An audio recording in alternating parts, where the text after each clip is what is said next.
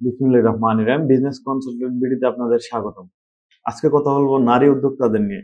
দেখেন, আমার এক বড় আপু রয়েছে, দুঃসম্পর্কের পরিচিত আপু।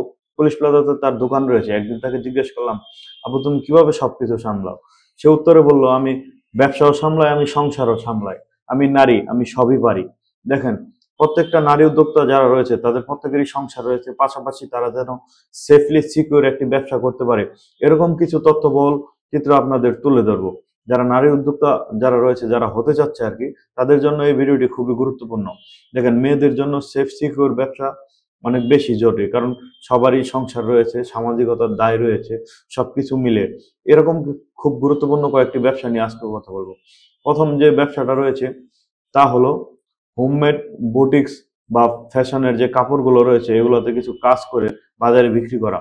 দেখেন, বাজারে বিক্রি করা বলতে আপনি অনলাইনের মাধ্যমে বিক্রি করলেন, যে কোনো বিয়ে বাড়ির অনুষ্ঠানে হোক আর গায়ে হলুদের হোক বা যে কোনো পার্টিতে আপনারা ইউনিক কিছু ডিজাইন তৈরি করলেন। যে শাড়িগুলো যে মার্কেট নর্মালি যে শাড়িগুলো পাওয়া যায়, এখানে কিছু জিনিস অ্যাড করলেন, ডিজাইন অ্যাড করলেন, এগুলো আপনারা অনলাইনের মাধ্যমে এই ব্যানারগুলো বানিয়ে নিলেন, তারপর ফেসবুকে প্রচারণা চালালেন। এগুলো যখন কেউ বলবে যে আমাকে 50 পিস দেন, 100 পিস দেন, দেন আপনি লোকজনের মাধ্যমে হোক বা আপনি হোক এগুলো করে নিলেন, তারপর ডেলিভারি দিলেন। এখানে আপনার পার পিস যদি 100 টাকাও থাকে, আপনার একটা অর্ডার প্রায় 5,000 টাকা লাভ করা সম্ভব। দেখেন, এটা একটা সেফ সিকিউর ব্যবসা। তারপর 2 নম্বর যে ব্যবসাটা রয়েছে তা হলো হোমমেড ফুড।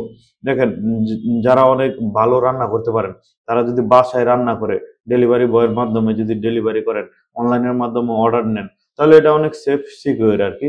তাহলে খুব সহজেই আপনি এই ব্যবসাটা করতে পারবেন। 3 নম্বর যে ব্যবসাটা রয়েছে তা হলো বিউটি পার্লার, হোম বেস।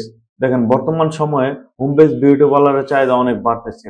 অনেক অভিজাত এলাকার মানুষ শৌখিন হওয়ার বিধায় তারা বাসায় নিজেদের, যারা বিউটি পার্লারের কাজটা করতেছে অলরেডি, তারা বাসায় গিয়ে করে দিয়ে আসতেছে। তাতে কি হলো, তো ওই যে ব্যক্তি তার সময় অনেক বেঁচে গেল এবং সে তার নিজের বাসায় থেকে তার মন মতো করে নিতে পারতেছে। তো এই বিষয়ে যারা এক্সপার্ট তারা এই কাজটি করতে পারে।